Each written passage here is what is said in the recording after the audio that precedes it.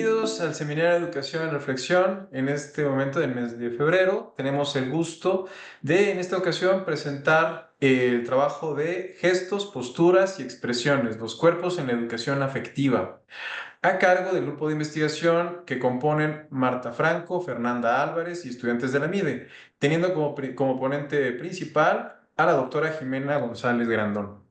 Para efectos prácticos y siguiendo la dinámica que hemos tenido a lo largo de los seminarios de educación en reflexión anteriores, voy a permitirme, en primer lugar, dar una breve semblanza de la doctora González Grandón y posteriormente, también, cuando toque el caso, para ser su comentarista, la doctora Marisol Silva Laya.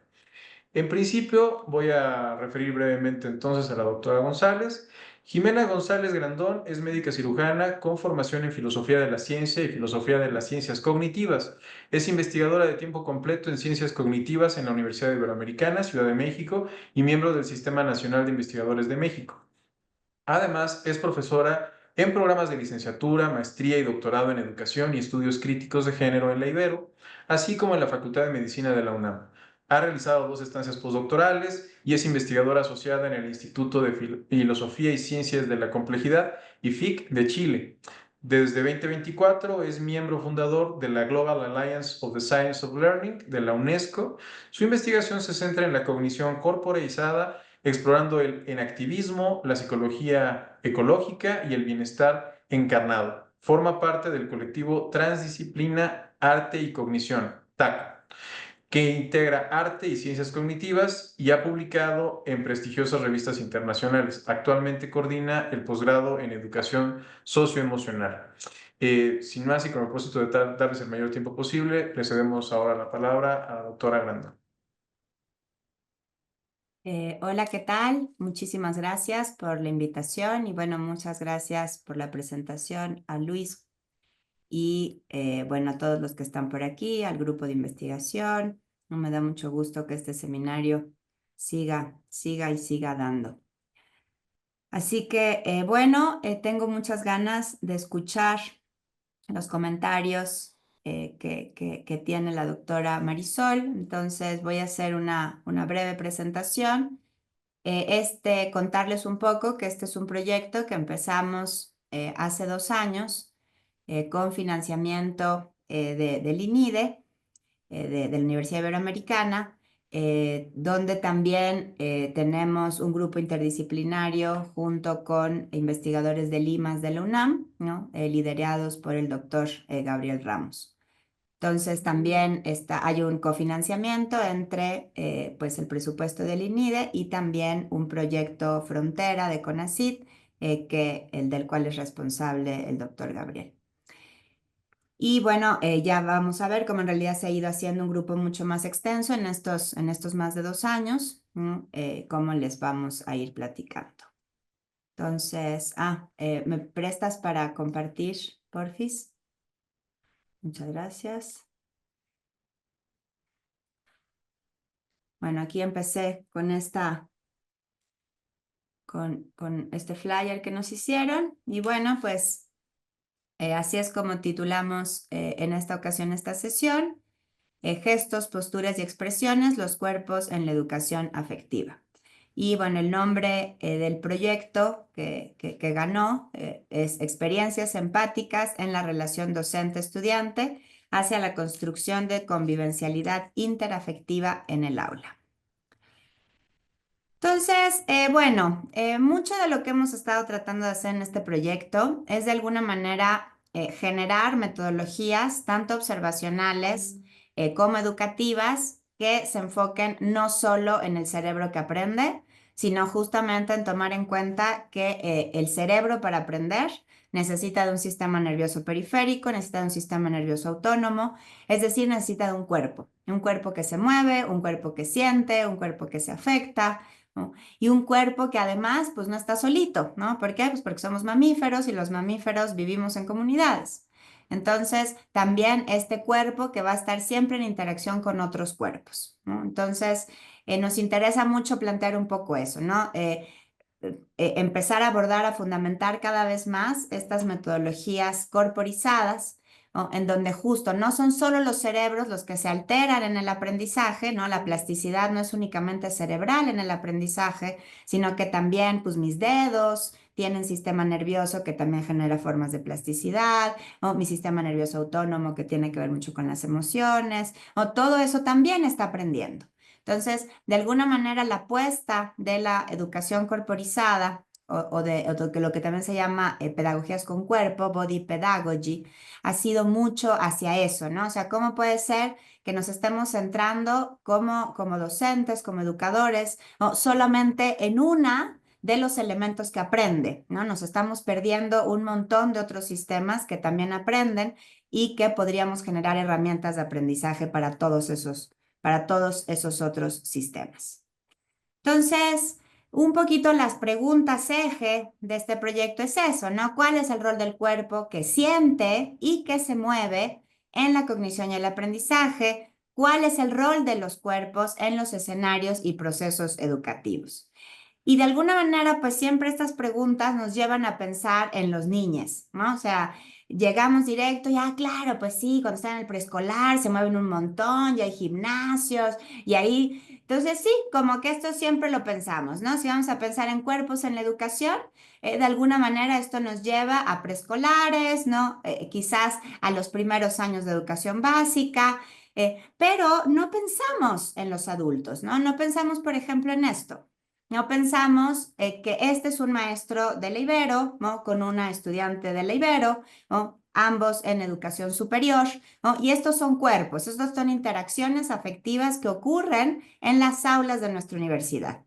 Entonces, justo, ¿cómo podríamos nosotros analizar este tipo de interacciones? ¿O cómo podríamos nosotros estar pensando un poco en este tipo de situaciones? Entonces, la unidad de análisis es compleja, ¿no? Quizá por eso también somos un grupo bastante interdisciplinario, ¿no? Que cada quien tiene mayor experticia en un campo diferente y luego pues tratamos de dialogarlo para generar este camino, esta ruta más transdisciplinaria. ¿Y por qué? Porque nuestra unidad de análisis no es un cuerpo para empezar, son los cuerpos, ¿no? Partimos por la idea de que la vida humana solo existe en comunión, solo existe, ¿no? Si mi madre me abandona cuando soy un recién nacido, pues me muero. ¿No? Y en realidad, pues la humanidad, ¿no? Requiere de estos vínculos afectivos, relacionales, materiales, amorosos, etcétera, para subsistir, para preservarse como especie. Entonces, partimos por esa idea que son cuerpos los que nos interesan, ¿no? Un plural, ¿no? Y que de esos cuerpos nos interesa su sistema nervioso central, pero también nos interesa su sistema nervioso periférico, sus vísceras, su corazón, ¿no? Sus procesos respiratorios en los pulmones, ¿no? Y todo esto, ¿no? Dentro de las aulas. ¿No? Y dentro de contextos particulares, ¿no? Porque no va a ser lo mismo un aula de educación superior de una universidad pública, por ejemplo, a un aula de educación superior a una universidad privada, ¿no? No va a ser lo mismo tampoco esa misma situación en Indochina, ¿no? Que en Vietnam, ¿no? Que en México, ¿no? Entonces también dar cuenta de que el contexto también nos construye ese proceso de aprendizaje, ese proceso de enseñanza y de aprendizaje, y por lo tanto, pues son muchos elementos que van generando esta unidad de análisis más compleja. Entonces, bueno, me voy a ir un poquito rápido aquí, no quiero echarme leer todo esto, pero solo plantear qué es eso. De pronto como que la pedagogía encarnada, la pedagogía corporizada, las perspectivas más encarnadas al aprendizaje, pareciera que de pronto aparecieron por generación espontánea y pues obviamente como ningún paradigma eso puede ser así, ¿no? Tenemos un antecedente fundamental que pues es el gran John Dewey, ¿no? Este gran pragmatista naturalista, ¿no? Que a finales del siglo antepasado y principios del pasado, ¿no? Empezó justo a trabajar mucho la idea de la experiencia, ¿no? La experiencia de aprendizaje, los contextos. Entonces, a él se le reconoce como uno de los pioneros en este sentido porque él hablaba de pedagogías corporales, ¿no? Sobre lo encarnado. Digo, estudió mucho acerca del hábito, ¿no? Y el hábito tenía mucho que ver con procesos corporales, con procesos motores y con procesos emocionales. ¿No? Él planteaba que, por ejemplo, la investigación es como tal un ejercicio físico, ¿no? Y algo que también es muy importante de lo que nos aporta Dewey es que él plantea que la experiencia no es privada. ¿Esto por qué es importante? Porque cuando uno desde, sobre todo desde las ciencias más duras, le interesa entender lo que es la experiencia, ¿no? Como que caes mucho en esta idea de que la experiencia es completamente privada, ¿no? Que solo yo voy a saber a qué sabe el mango y solo yo voy a disfrutar o a no disfrutar unos huevitos rancheros, ¿no? Pero no puedo saber, ¿no? Si Luis Mata va a sentir lo mismo que yo cuando se coman los huevitos rancheros, ¿no? Entonces, por lo tanto, la experiencia de Luis Mata me queda fuera, ¿no? Es una experiencia privada en la cual yo no puedo entrar. Entonces, Dewey negó mucho esa idea, ¿no? O sea, dijo que sí, que quizá tienes razón, que no vas a entender exactamente cuál es la experiencia, ¿no? De los huevos rancheros de Luis Mata, pero que sí puedes tener un acercamiento a esa experiencia, ¿no? Puedes decir, bueno, pues seguramente es una persona que es del altiplano central, donde se comen muchos chiles, ya de estar acostumbrado a ese picor. Entonces, me puedo imaginar, puedo pensar, ¿no? Qué tipo de experiencia tiene Luis Mata o cualquier estudiante, etcétera, ¿no? Entonces, no me salí, ¿verdad? Eh, bueno, entonces esa es un poquito como la idea, ¿no? Dewey empezó a hablar de estas reacciones y cambios en el estado musculoesquelético que justamente se manifiestan a través de alteraciones en la expresión y en la postura. Entonces, vean qué interesante, estamos hablando de principios de, o sea, 1915, ¿no? Que ya está alguien hablando de este tipo de situaciones, ¿no? De que para entender el proceso de aprendizaje también tenemos que voltear a ver esas alteraciones en la expresión y en la postura. Y bueno, también algo que me gusta mucho plantear, que dice Dewey, pues es también la importancia del hambre de saber, ¿no? De esta curiosidad, que pues es una experiencia muy encarnada, ¿no? Cuando tú tienes esas ganas de saber más, cuando tú tienes esa curiosidad, en realidad lo sientes en tu cuerpo, ¿no? Entonces a Dewey le gustaba mucho plantear eso, que los docentes debían de aprender a generar esa hambre de saber, esa experiencia encarnada en sus estudiantes. Y bueno, nada más hablar un poquito también muy sintéticamente de lo que planteaban, sobre todo en la sociología. La sociología tiene un acercamiento muy importante a lo que se ha denominado body pedagogy, ¿no? Que obviamente pues viene mucho de Mauss, ¿no? Cuando él empieza con esta onda de las técnicas del cuerpo, ¿no? De la fenomenología de Merleau-Ponty, ¿no? Cómo de una u otra manera tú tienes estos ciclos de encarnación y que además son dinámicos, ¿no? También lo que mucho aporta Merleau-Ponty es esta idea de que la experiencia cambia en el tiempo, ¿no? O sea, que no podemos seguir pensando que pues, somos monolitos, que nos quedamos yo siempre voy a odiar a Maus, ¿no? Pues no, quizá en 10 años vuelvo a leer a Maus y me doy cuenta que pues en ese momento histórico de mi vida y de mi contexto pues me es útil, pero quizás hace 10 años no y entonces lo odiaba. ¿Me explico? O sea, como también pensar en que cuando nos tomamos en serio la idea de una experiencia encarnada y situada, también nos estamos tomando en serio que la experiencia está viva, ¿no? Que son procesos que se autoorganizan, ¿no? En interacción con un mundo. Y que de una u otra manera, así como el mundo cambia, pues también mis procesos experienciales. Entonces, eso es un poquito esta dinámica, esta naturaleza dinámica, lo que aporta Merleau-Ponty. Y bueno, obviamente tenemos que mencionar a Bourdieu, ¿no? Que pues de plano se mete en toda esta onda de los estudios del cuerpo, y bueno, a Foucault, que cuando retoma toda esta investigación de los estoicos, ¿no? Y todas las técnicas de sí, ¿no? Pues también es completamente una metodología corporal. ¿No? Entonces, bueno, muy someramente, pues, la educación corporizada está muy clavada en generar metodologías con cuerpo, ¿no? Incorporar otro tipo de actividades basadas en el movimiento, en el lenguaje no verbal, en la interafectividad, ¿no? En el hecho de compartir afectos, ¿no? Y en la interacción con los espacios, ¿no? Los espacios también me van a invitar a aprender más, a aprender menos, a distraerme más, a distraerme menos, ¿no? Entonces, también considerar eso, que nosotros como educadores, ¿no? Podemos generar experiencias, podemos incluso diseñar experiencias hacia nuestros estudiantes, pero también podemos generar espacios o diseñar espacios que inviten o no a afectividades particulares o aprendizajes o conocimientos particulares. Entonces, primero que nada, pues el cuerpo, la mente y el entorno social y material trabajan juntos en el aprendizaje. El movimiento motor y la interacción con el mundo conectan con situaciones concretas. Los pensamientos científicos, humanísticos y artísticos provienen de esa curiosidad encarnada, de esa hambre de saber, ¿no?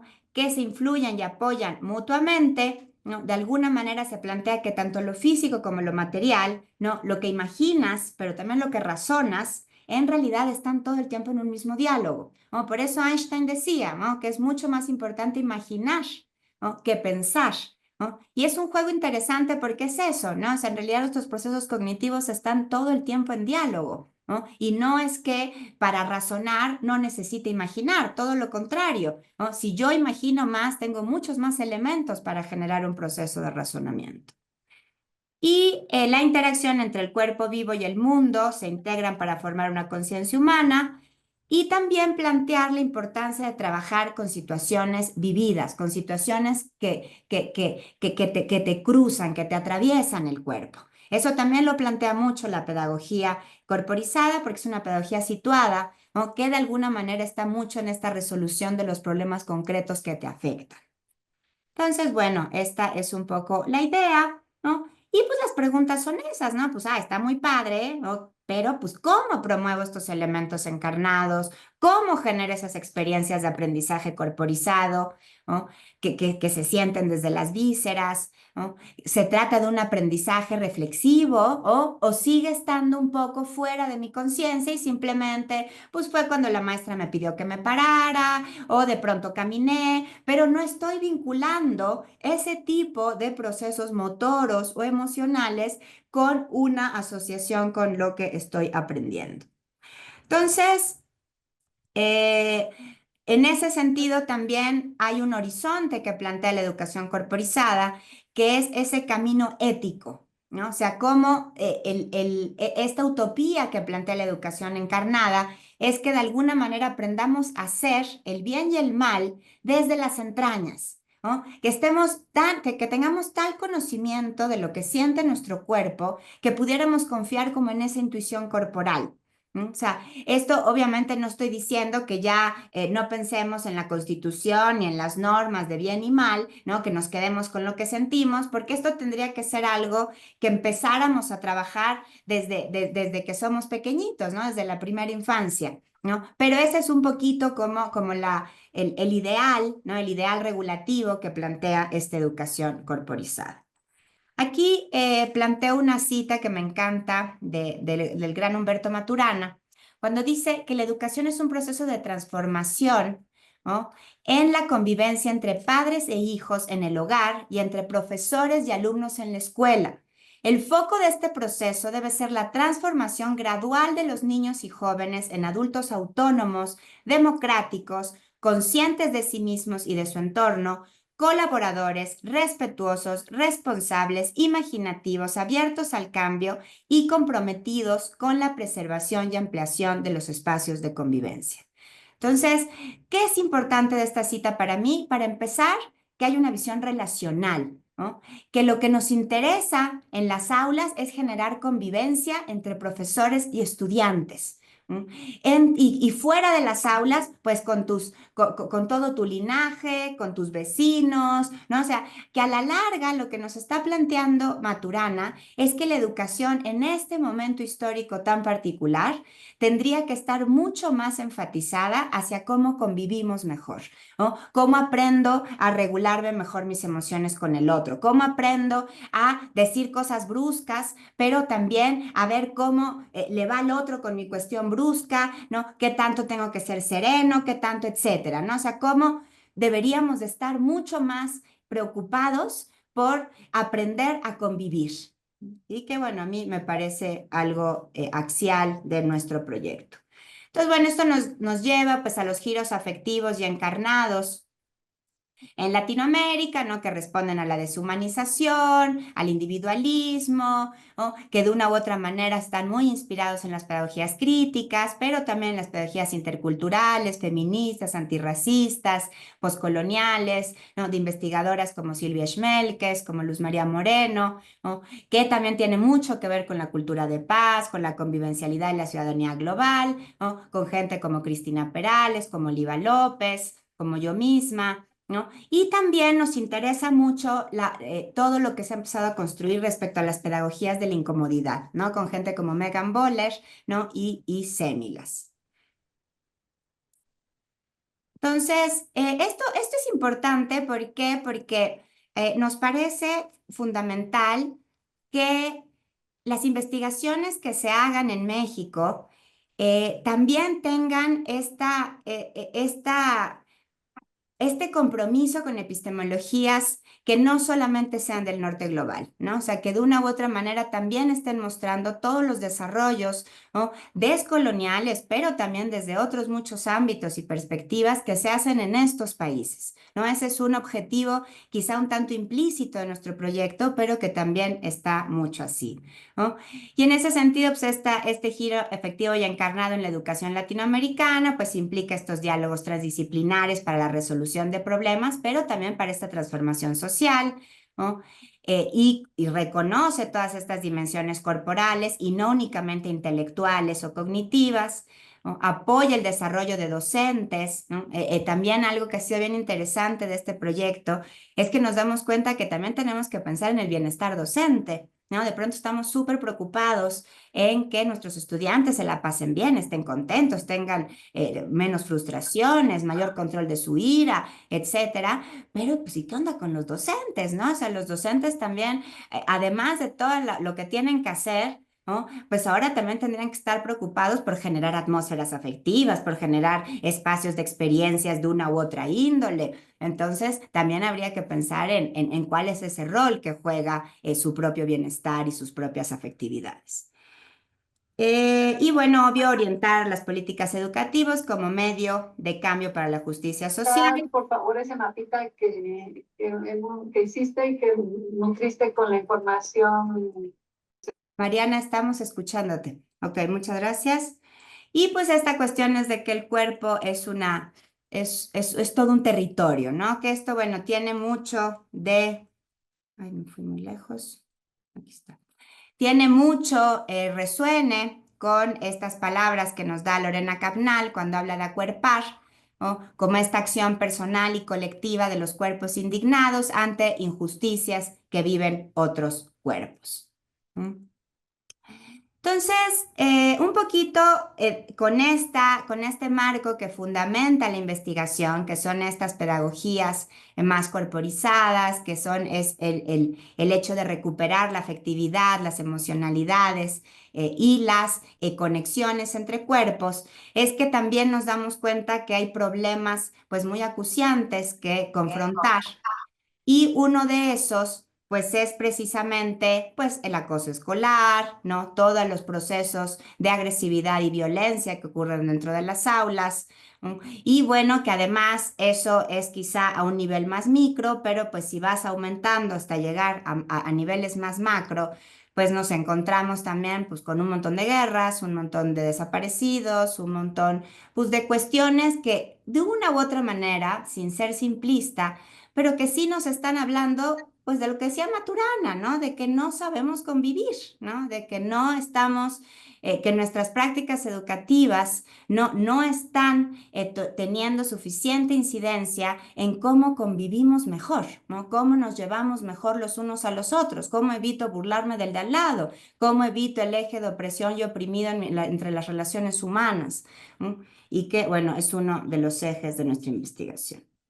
Entonces, bueno, ya para ir detallando un poco lo que es nuestro proyecto como tal, ¿no? Ya les di el nombre que tenemos como proyecto en Libero, pero bueno, nosotros le solemos llamar así, Proyecto Empatía, Proyecto Empatía Intercorporal, ¿no? Este es nuestro equipo, ¿no? Como les comentaba, pues tenemos algunos colaboradores también de la Universidad Nacional Autónoma de México, ¿no? Tenemos también gente de la Ibero, ¿no? Ximena Chao estuvo un ratito en nuestro proyecto, ¿no? Hilda Patiño, Mariana Romero, ¿no? Y bueno, todas estas que son estudiantes de distintos niveles educativos, ¿no? Entonces...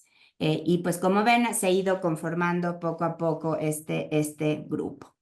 Entonces, ¿qué es lo que nosotros en realidad buscamos? El proyecto como tal lo que busca es observar coordinaciones empáticas primarias, ¿no?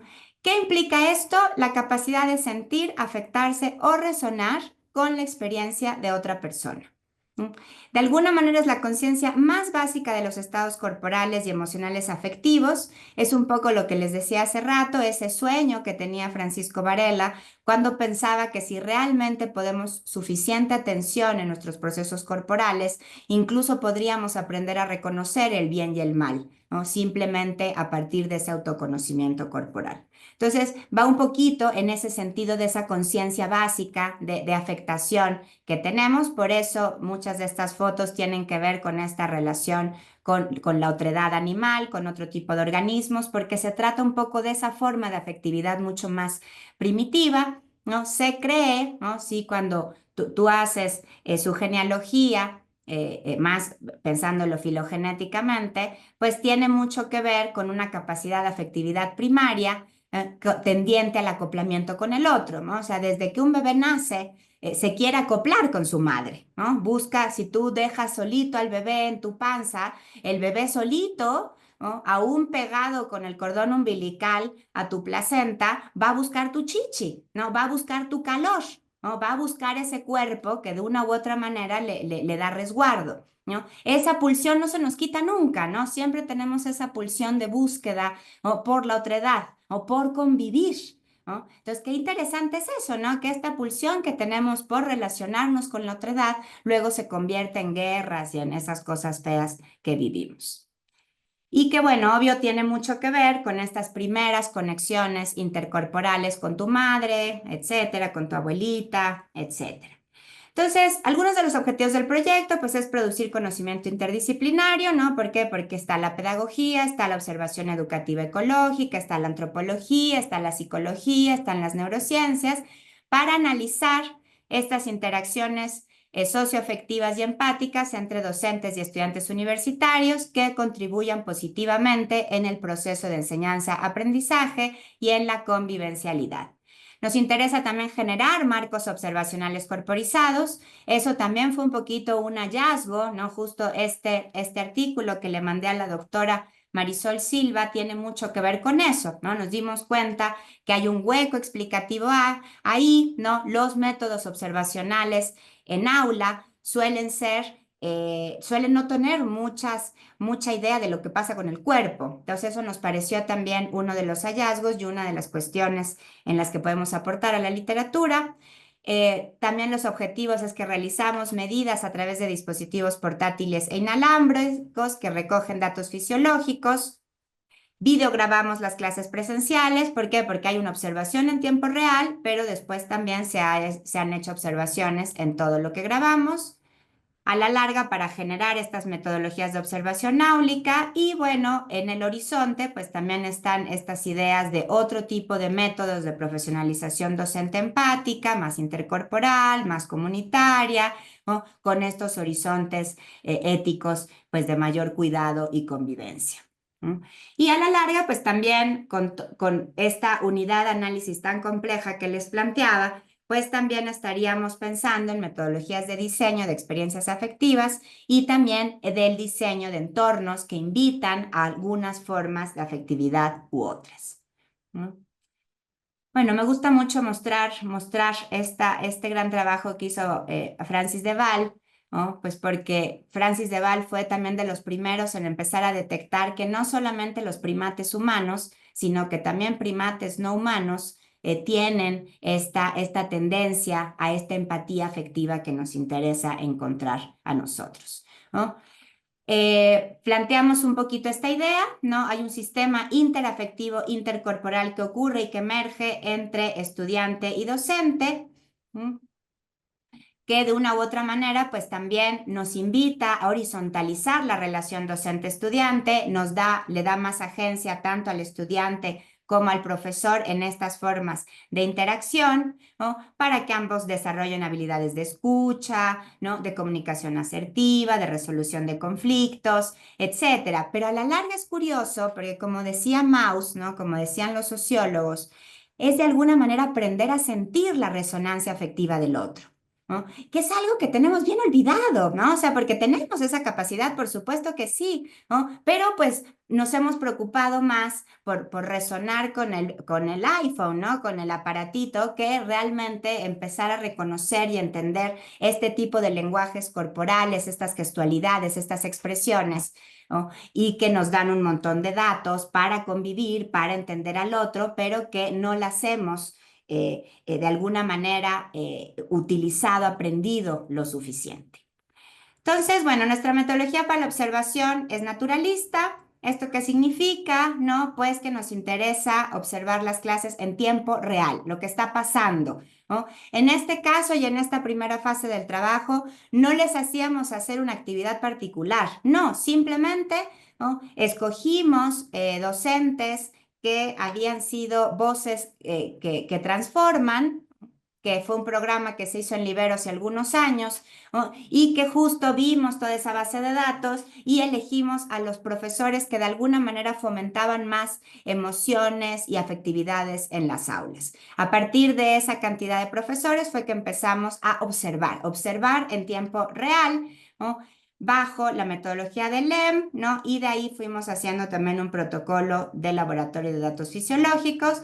Estas son nuestras aulas experimentales, son aulas de la Universidad Iberoamericana, del Departamento de Educación, en las cuales, pues, ¿qué tenemos? Tenemos cámara de GESEL, lo que nos permite poder estar observando sin que los estudiantes, pues, se incomoden. Entonces, eso es más o menos lo que hacemos y después, ¿no? Tenemos todo video grabado. En cada una de las aulas hay 3 cámaras que nos permite, pues si perdimos algún detalle, etcétera, pues volver a la grabación. Entonces, de alguna manera, esto ya es parte de lo que está en el artículo que compartí con la doctora Marisol, ¿no? Que justo de alguna manera es eso, ¿no? O sea, la observación como una herramienta para poder encontrar proxies de lo que es la empatía, ¿no? Entonces, esto es más o menos lo que hicimos en cada sesión, ¿no? Se repartió la metodología LEM, nos ayuda como a dividir todas las cosas, todos los procesos educativos que ocurren dentro del aula, todos los procesos de enseñanza-aprendizaje, ¿no? Información, diálogo, retroalimentación, práctica y evidencia. Entonces, después le hicimos algunas modificaciones, sobre todo por el contexto del tipo de clases que se da en la Universidad Iberoamericana, ¿no? Y terminamos pues generando esto etograma de comportamientos observables, ¿no? Que tienen pues justo ciertas características que nosotros de manera conjunta decidimos que eran gestos, expresiones que implicaban este fomento a la empatía, que ocurriera la empatía. Aquí tenemos un poquito algunos de los ejemplos de cómo se trabajaba, ¿no? Teníamos siempre al menos 2 observadoras en cada clase y pues después se hacía de alguna manera un promedio con los demás que también las observábamos o ahí mismo o después en video, ¿no? Entonces estos son algunos de los análisis de los videos, ¿no? En qué momento es cuando más empatía podemos encontrar, donde más afectividad podemos encontrar, ¿no? Cuando hay una interacción motivante, cuando hay una interacción de réplica, cuando hay una interacción de humor, de debate, etcétera. Vimos cosas muy interesantes, ¿no? Por ejemplo, la importancia del contacto visual, la importancia de estar en el mismo nivel de los estudiantes, ¿no? Y bueno, otra de las líneas que se ha ido también construyendo desde esta línea de investigación naciente, pues pensar también en miradas socioculturales a la socioculturalidad de las emociones y la efectividad, ¿no? Ahí Mariana Romero empezó a hacer análisis narrativos y corpoespaciales de posturas, gestas y expresiones compartidas en el aula y después hizo grupos focales y entrevistas a profundidad con docentes estudiantes para también saber cuáles eran esas vivencias, esas experiencias y poderlas sistematizar, ¿no? Estos son algunos de las fotos que hizo Mariana Romero, ¿no? En distintos momentos, ¿no? Justo la metodología que utiliza es importante, son de alguna manera metodologías de fotovoz, ¿no? Que te están planteando ya un montón de las cosas encarnadas, corporizadas, que están ocurriendo en clase, ¿no? O sea, vean la postura de este profesor, ¿no? Vean, por ejemplo, aquí este momento de tremenda horizontalidad, ¿no? De una escucha profunda del otro. Las posturas, pues justo nos pueden hablar mucho, ¿no? El hecho de cambiar los escenarios, ¿no? Justo en ese, por eso también la metodología de alguna manera se acompaña de eso, ¿no? O sea, cómo podríamos también diseñar ambientes, ¿no? Que promuevan o no promuevan esa convivencialidad, ¿no? Esas formas distintas de empatía. ¿No? O sea, esto es una relación docente-estudiante, interafectiva e intercorpórea, ¿no? Y aquí lo podemos ver muy claramente. O sea, el mirar a los ojos, la cercanía, etcétera. Aquí el docente está sentado hasta atrás, ¿no? Y bueno, esta foto la he mostrado en varios foros y siempre causa mucho escozor. Se me hace bien interesante también esa cuestión, ¿no? Pero pues son formas de interafectividad consentidas seguramente entre ambos, ¿no? Pero que te hablan de justo hasta qué grado hemos separado a los cuerpos del aprendizaje y la educación, que ver algo así pues nos causa un poquito de escozor, ¿no? Y bueno, estos son nada más algunos de los datos. Paulina, otra de nuestras colegas, ella está trabajando sobre todo junto con Arodi y Gabriel, ¿no? Son como el equipo más cuanti, ¿no? Que está analizando todos estos datos. Esta gráfica la muestro aquí porque es muy bonita, ¿no? Porque de alguna manera aquí podemos ver estas pulseritas, ¿no? Que son con las que trabajamos, que miden un montón de datos fisiológicos, pero que aquí podemos ver un momento en donde tanto docente como estudiante sintieron una emoción y una afectividad muy similar, ¿no? Se coordinaron afectivamente, ¿no? Y que eso es un poco lo que nos interesa, no solo en la sistematización de la experiencia, sino también desde esta interdisciplina más neurofisiológica, ¿no? Entonces, bueno, ya a la larga, pues es eso, ¿no? Quizá muchas de las salidas que puede tener esta investigación, pues es en profesionalización docente, de agencia, de acompañamiento, de bienestar, etcétera. Estos son algunos de los productos que ya tenemos, ¿no? De las cosas que ya hemos publicado. Eh, y este es el artículo que tenemos en revisión, ¿no? Lo mandamos al International Journal of Research and Method in Education. Este es el título, Empathy in Action, an Observational Tool for Embodied Teacher-Student Relationships. Y bueno, pues muchísimas gracias por su atención. No, al contrario, muchísimas gracias. Dime. A continuación, para comentar la presentación, le daríamos la palabra a la doctora Marisol Silva Laya. La doctora Marisol es pedagoga con doctorado en educación. Se desempeña como docente en los niveles de licenciatura, maestría y doctorado. Sus trabajos de investigación se enmarcan en las líneas de calidad y equidad en la educación superior y política pública en educación. Ha llevado a cabo numerosos proyectos de investigación sobre calidad y evaluación de la educación, equidad y justicia en educación, políticas de educación superior y primer año universitario. En torno a estos temas ha publicado varios artículos, capítulos y libros. Fue presidenta del Observatorio Ciudadano de la Educación, perteneciente al Sistema Nacional de Investigadores, nivel 2, y al Consejo Mexicano de Investigación Educativa, COMIE. Participa además en diversos comités editoriales y en dictaminaciones en revistas especializadas. Marisol, te damos la palabra.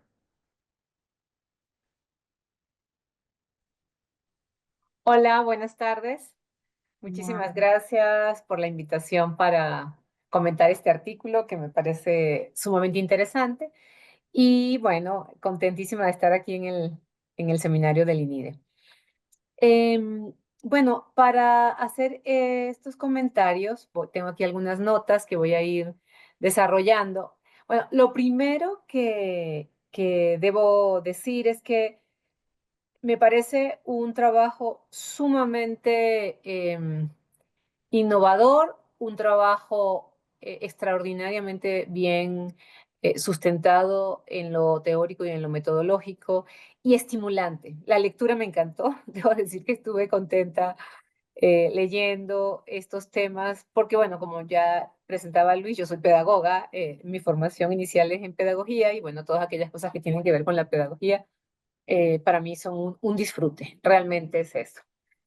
Entonces, pues sí, yo primero que todo quiero felicitar a este equipo, felicitar a Jimena, a Gabriel, a María del Pilar, Paulina, Arodi y Aricel, que son las personas que firman, son coautores y coautoras de este artículo del que comentaba Jimena, que me pasó para revisar, y al equipo mucho más grande. También eso debo, digamos, resaltarlo, porque hay una gran colaboración y creo que un rasgo definitivo que necesitamos promover y reconocer es el hecho de ser inter y transdisciplina. Y me parece que esta iniciativa, no solamente el trabajo puntual, que deriva de un trabajo más amplio, sino también el hecho de que exista ese grupo que combina, que convoca tantas universidades, tantas disciplinas, me parece una iniciativa muy provocadora, muy sugerente, yo diría que inclusive ejemplar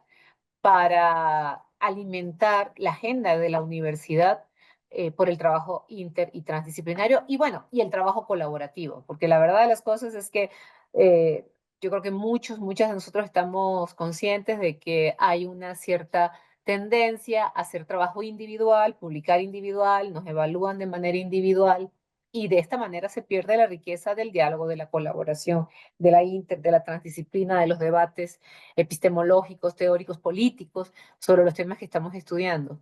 Me gustaría, si al final hay la oportunidad, que Jimena y si hay alguien más del equipo pudiera comentar acerca de la propia dinámica de trabajo, de el ponerse de acuerdo, los debates sobre epistemología, ya lo decía, eso me parece que podría ser interesante para quienes estamos aquí trabajando, tratando también de hacer el trabajo inter y sobre todo transdisciplinario.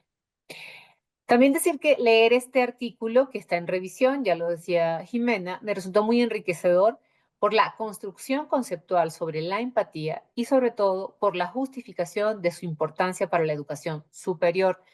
El campo de la educación superior ha sido un campo relegado en las discusiones y las construcciones pedagógicas. Cuando se habla de pedagogía, bueno, viene del griego, se piensa como en las infancias, pero también ir colocando en la agenda la importancia de la pedagogía de educación superior y las particularidades de la pedagogía en este nivel educativo me parece muy acertado y me encanta la idea de que lo estén trabajando y inclusive me ilusiona la posibilidad de incorporarme a algunos de estos trabajos desde la parte pedagógica que yo trabajo.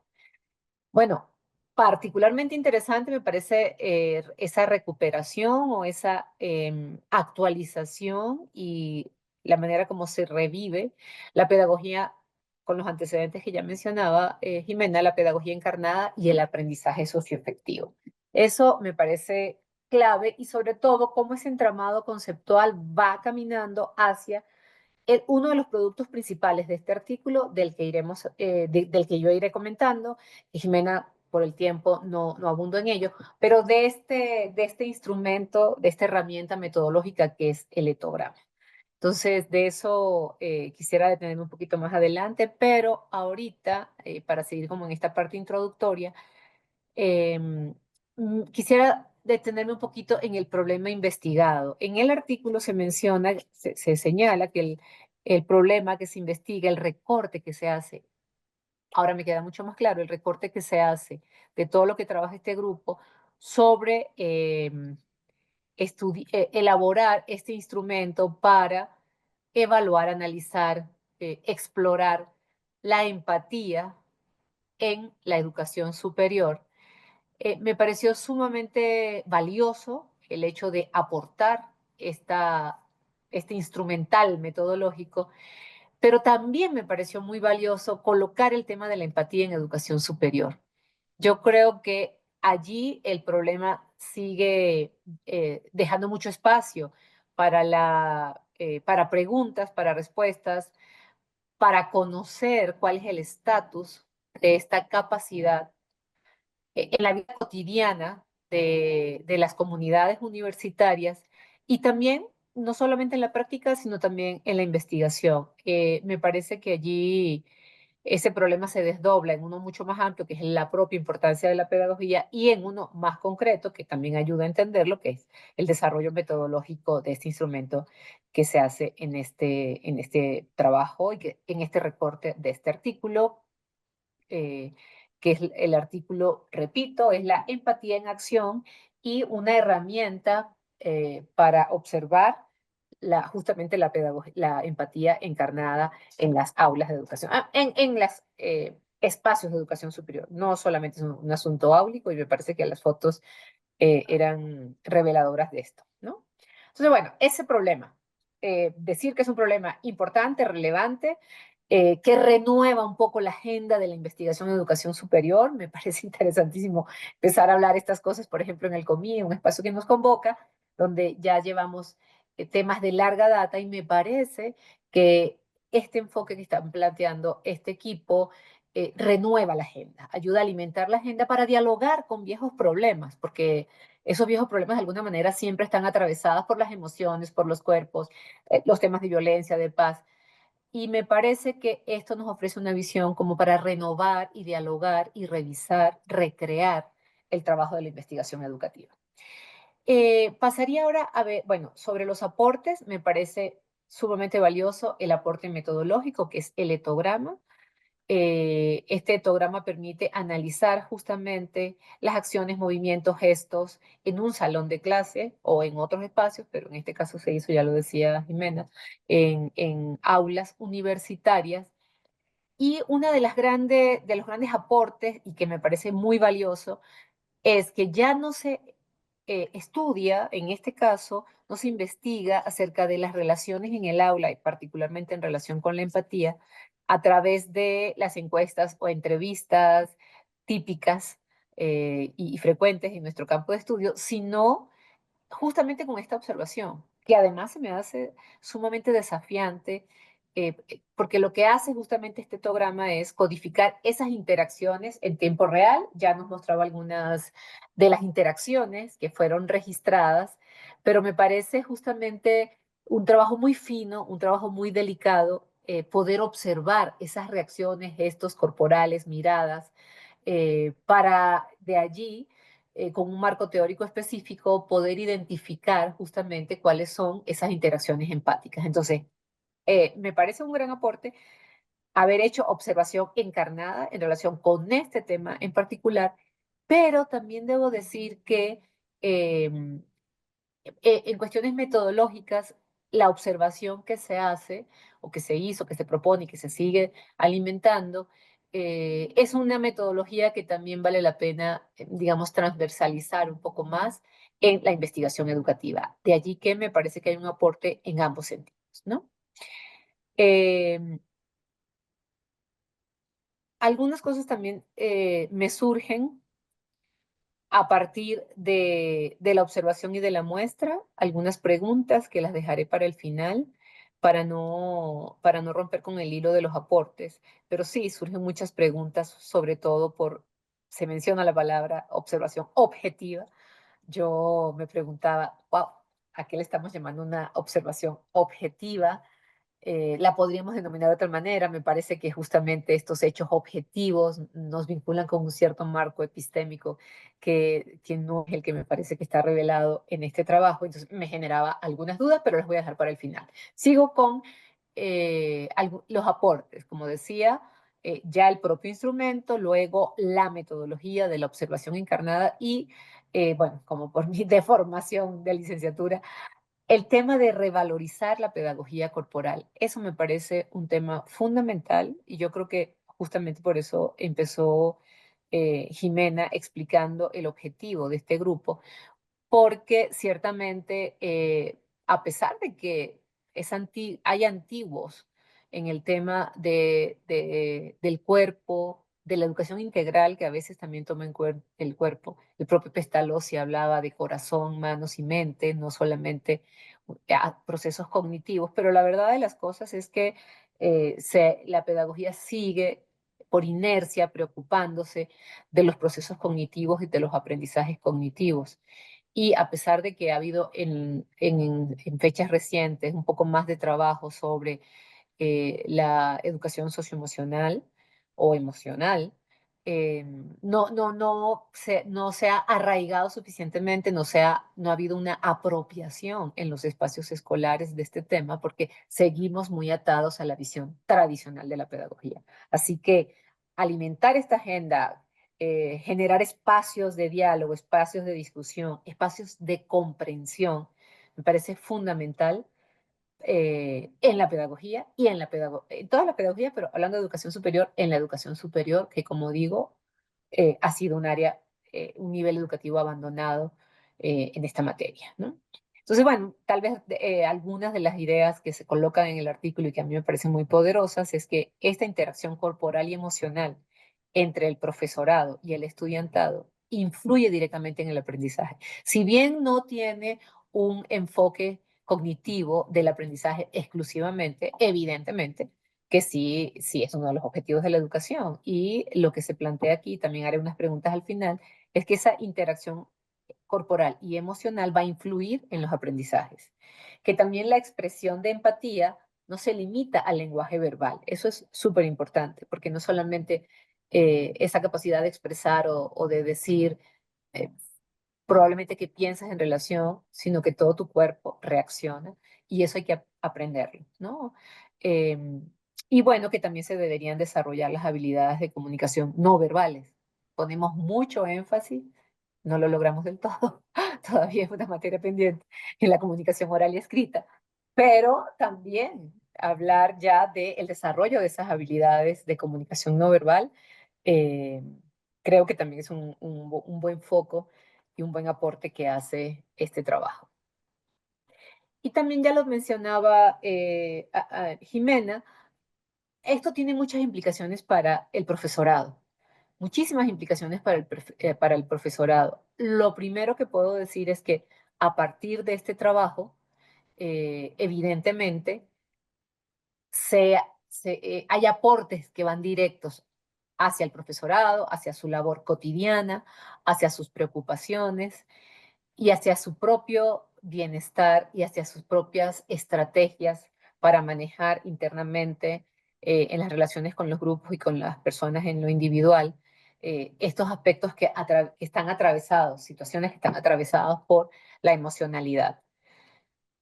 Y me adelanto un poco a las preguntas porque este me parece un enfoque, digamos, una sugerencia e inclusive una inferencia del artículo que a mí me generaba dudas. Yo me pregunto, porque dice, bueno, esto le da una importante herramienta al profesorado, se puede capacitar al profesorado en estos temas y para este manejo de la emocionalidad, de las relaciones y de la corporeidad en las relaciones profesor-estudiante y me quedaba preguntando, eh, ¿qué hace falta? O sea, ¿por qué asumir que el profesorado estaría abierto a, a este regalo que se le puede dar? ¿Cuál es la situación del profesorado en relación con estos desafíos? ¿Cuán abrumados o abrumadas pueden estar sintiéndose, digamos, inermes frente a situaciones que son realmente demandantes? Y pues cómo generar la motivación en el profesorado para que dé el paso hacia el manejo de estos temas de la pedagogía encarnada y por supuesto de la emocionalidad en su labor cotidiana. Entonces, sí hay implicaciones para la formación docente y creo que desde una perspectiva transdisciplinaria, diría en este caso, sería un agente a involucrar para valorar, recrear y apropiarse de estos conceptos y de estas herramientas que no pueden ser de ninguna manera, y no digo que eso sea la intención del grupo, recetadas, ¿no? Pasar a una dirección de formación docente y entonces ya empezar este camino, creo que puede ser poco sensible y que la participación del profesorado tendría que ser, digamos, estar en primer punto de la agenda de unas posibles implicaciones para la formación docente. Bueno, eso sobre algunas de las aportaciones. Y ya para cerrar las reflexiones que me generó, que fueron muchas, porque sobre todo tengo muchas preguntas y esa parte es la que más me gusta, la que me gustaría ir avanzando.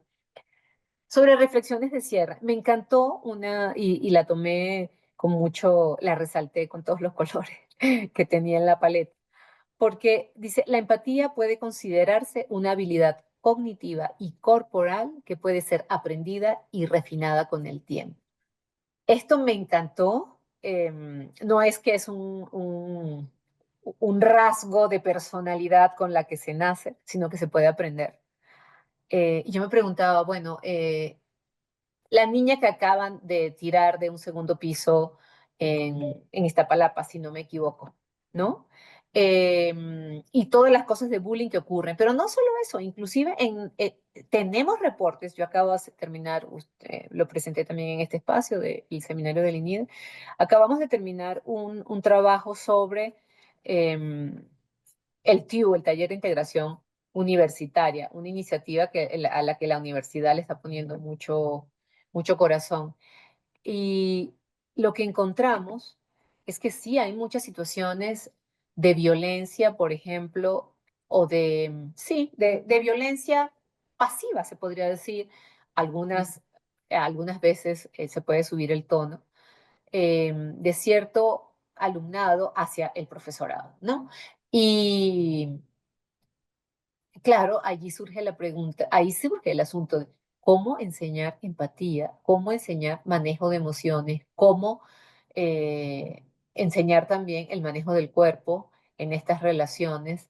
Y eso también sería tanto para la formación docente como en general el desarrollo de la empatía en la convivencia cotidiana en, en las universidades. Me parece que es una materia pendiente y por eso esta afirmación increíble que, que, que se hace en este artículo, que me parece que es uno de los aportes sugerentes para trabajos futuros, es eso, que puede ser aprendida y refinada con el tiempo, pero también con intervenciones. Yo tendría una pregunta acerca de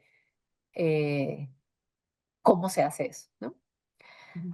Y ya para acercarme hacia el final de mi comentario, bueno, me parece que este trabajo se hizo en unas condiciones muy particulares, que eso nos dificulta también poder saber si es posible generalizar o replicar, ¿no? Esa es una primera pregunta. Se hizo en la Universidad Iberoamericana con todas estas recursos al alcance, pero también, y lo decía también Jimena al principio, con una características sociodemográficas y culturales muy particulares. No detallaré, todos sabemos cuáles son las características sociodemográficas y culturales de nuestra población, particularmente de licenciatura. Entonces, bueno, allí se observa, se obtienen estos resultados, el etograma se pule en relación con las observaciones que fueron la materia para ir determinando cuáles son esos indicadores que nos van a permitir hacer las observaciones y navegar. Entonces, ¿qué tan replicable puede ser este etograma para otras instituciones? Y de no serlo, ¿cuáles serían los trabajos a continuación, dado que es un grupo interdisciplinario para realizar trabajos similares en la UNAM, en FES, bueno, en Iztacala, que es parte de la UNAM, y en otras universidades públicas y privadas, universidades que son de élite y que no lo son? Entonces sería muy interesante porque es cierto que tenemos este instrumento que me parece muy valioso, ya lo dije, pero qué tan replicable puede ser o qué acompañamientos y nuevas colaboraciones tendrían que hacerse para avanzar en este sentido. Y bueno, también factores culturales y de género. Eso me parece también elementos a tomar en cuenta a la hora de definir los patrones de conducta que vamos a estar, o los gestos corporales que vamos a estar observando y también contextualizarlos en estas comunidades en particular. Factores que tienen que ver con el ámbito cultural y también factores de género a tomar en cuenta en este desarrollo. Entonces, algunas de las preguntas que me surgen, ya adelanté algunas, no sé si las has podido pescar, pero vamos platicándolo, Jimena. Ahora hago como un listado. Primero, ¿cómo podría evaluarse la efectividad de este etograma a largo plazo y cómo podría integrarse en políticas de mayor escala, por ejemplo, ¿no? ¿Cómo se puede evaluar si el etograma nos está dando los resultados esperados y cómo se puede ir ajustando? Esa es una primera pregunta. La segunda tiene que ver juntamente con el tema de objetividad que yo planteaba hace un ratito, que lo rescato de uno de los intereses de hacer un instrumento válido y confiable, tiene que ser objetivo, pero ¿cómo dialogamos con esta objetividad en un marco epistémico que es distinto? Entonces, pero al mismo tiempo, ya decías algunos elementos para garantizar la objetividad, que fue el diálogo, la observación de dos personas y bueno, el registro de las conductas. ¿Cómo podemos estar seguros de que la codificación fue pertinente y cómo podemos avanzar para reducir ciertos sesgos que puede tener esa observación? Esa es desde el instrumento y que es uno de los grandes aportes. Mis siguientes preguntas son en relación con la empatía y la educación superior. La primera pregunta que me surge es cómo podemos saber que en presencia de relaciones empáticas hay aprendizaje significativo. Porque se afirma como parte del marco teórico y a lo mejor de la literatura revisada. Sé que no era el objetivo de este artículo, porque el objetivo era muy claro, desarrollar el instrumento para medir empatía, para valorar empatía, pero se parte del supuesto de que en un espacio de empatía hay mayor aprendizaje. Me gustaría que si pudieran elaborar un poco sobre esto, sobre por qué tipos de aprendizaje, eh, qué evidencias existen en la literatura o en el propio grupo de otros recortes que se ha hecho de este marco más amplio de trabajo en el que están involucradas e involucrados. Luego, también, derivada de esa pregunta anterior, mi siguiente pregunta es si fue posible observar que en ausencia de empatía decaía el ambiente de aprendizaje. Lo decías muy claramente en la introducción, la pedagogía encarnada y el reconocimiento de la emocionalidad nos debería llevar a, en educación, generar espacios de convivencia, espacios de bienestar, se me ocurre pensar en eso, que, no sé, aligeran el ambiente para propiciar los aprendizajes. Es posible observar que cuando esas relaciones empáticas no se dan, decae ese ambiente. ¿Qué evidencias hay de eso? Si pudieran abordar un poquito sobre este tema. Luego, la gran pregunta, ya lo decía un poquito, es cómo enseñar y aprender la empatía. ¿Esto cómo se hace? ¿Cómo se enseña y cómo se aprende la empatía? ¿Y cuáles son los límites reales que puede tener, digamos, una iniciativa de este tipo de enseñanza y aprendizaje? Y por último, decía, me parece que es un trabajo muy sugerente, que hay un terreno ahí muy fértil para seguir, digamos, sembrando, cosechando, aprendiendo, recreando, ¿no? Entonces, se me ocurre que algunas de las investigaciones que quedan abiertas ya a la puerta en relación con el trabajo que ya se han dado, con el camino que ya se han dado es, uno, la relación entre la empatía encarnada y el rendimiento académico. Tiene que ver con la pregunta que hice anteriormente y a lo mejor ya tú me dirás si hay suficiente trabajo sobre esto o si sigue siendo, como lo decía un poquito unos minutos antes, como un espacio de frontera que hay que acercarse y es, como diría el viejo CONACYT, temas de ciencia de frontera, ¿no? La relación entre la empatía encarnada, específicamente esta empatía, que no es la empatía cognitiva que ustedes defienden mucho, la empatía afectiva, que sientas, ¿no? En tu cuerpo lo que está ocurriendo y las experiencias que están teniendo con otros y otras estudiantes y también con el profesorado. Entonces, bueno, eso influye en el rendimiento académico y eso es interesante porque, por ejemplo, en temas de interculturalidad, en temas de diversidad de perfiles sociodemográficos y culturales en un espacio académico, existe, digamos, la hipótesis de que es un ambiente que se enriquece por el solo hecho de la diversidad. Me parece que con este tema ayuda a entender que no es simplemente la reunión de los diversos, sino también la generación de estos enfoques de pedagogía encarnada y de empatía para que posiblemente tengan una influencia en el rendimiento académico y en el aprendizaje. Pero bueno, es de lo que me gustaría escuchar reflexiones tuyas acerca de esto. Bueno, nuevamente el tema de la formación docente, la disposición, qué barreras puede haber, qué barreras hay que anticipar, cómo promover y cómo involucrar al propio agente profesor en, en la apropiación de estas metodologías, de estos enfoques y de estas posiciones, ¿no? Y luego, la integración de la tecnología para la medición y el análisis de la empatía en el aula. Ya nos hablabas de estas pulseras y ya nos hablabas de cómo ustedes le fueron haciendo en la cámara de GCL, etcétera. ¿Qué otras maneras se les ocurre o han derivado de este propio trabajo ya realizado acerca del uso de la tecnología para la observación? Porque las pulseras ya nos dijeron estados, digamos, los que está registrando en el estado corporal, pero a la observación, ¿cómo un observador tendría que entrenarse o podría apoyarse en cierta tecnología para ir captando esas aproximaciones, esas miradas de gusto, de disgusto, eh, todas los gestos y las expresiones corporales que pueden estar involucradas? Y lo digo porque em, es sencillo, digamos, en grupos pequeños, supongo que no es sencillo, esto es un trabajo, es una talacha, la investigación quali tiene mucho trabajo, ¿no? Que hacer.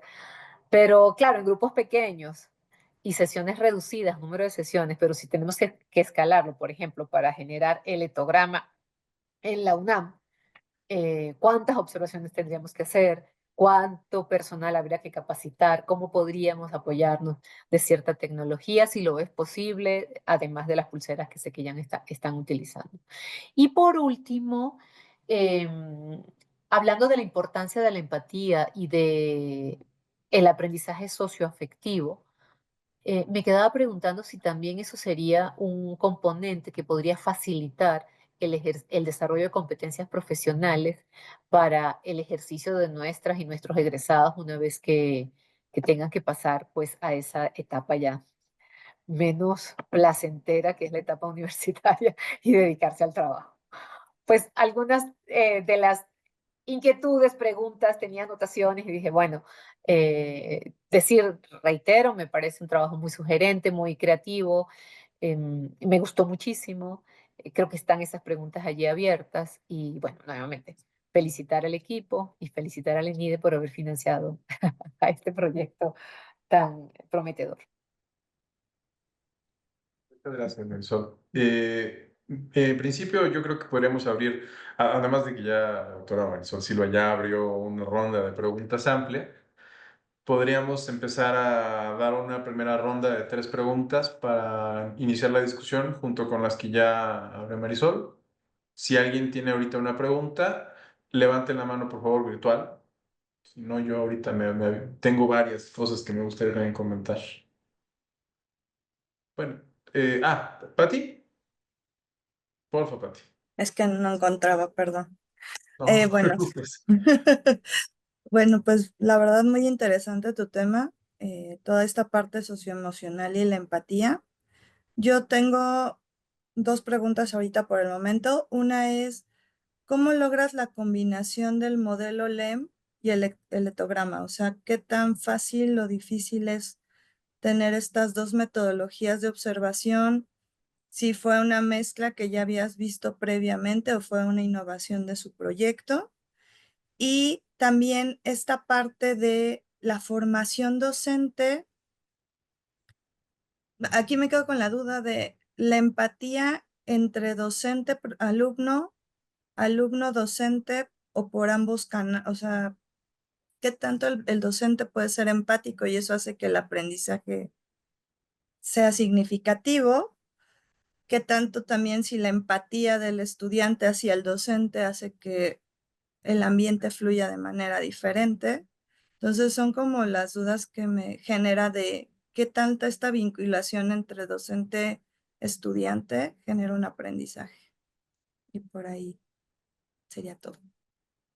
Quisiera también hacer una pregunta ahorita en lo que hay más. A mí me resultó muy provocador tu investigación, provocadora tu investigación.